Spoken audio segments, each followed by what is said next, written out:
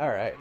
So real quick before, that's how thin it is now. Give you a side view here. You can see how loaded that is. What are we, an inch and a quarter?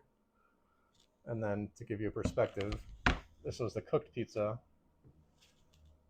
and how thin it was. So this was a very thin crust, and I wanted to keep it crispy, so I did that. This crust is still very thin, but it's probably about 20, 25 grams heavier than that crust, which will allow us to load it up a little bit so we can keep it in the oven longer.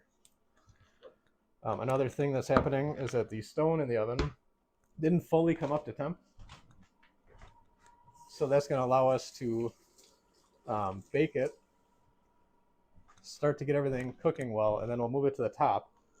And what's going to happen is that because of the prolonged time, or the longer time being in the oven, the bottom's still going to crisp up nice, but the top is still going to dry out and melt the cheese and brown it.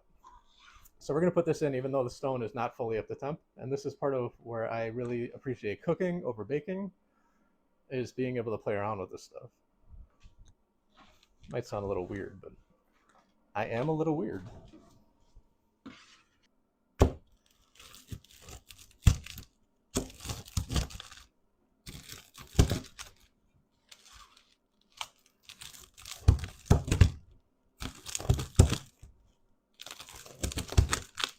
All right.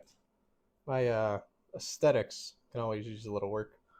We got little pieces, big pieces. I'm more of a rustic guy when it comes to that stuff.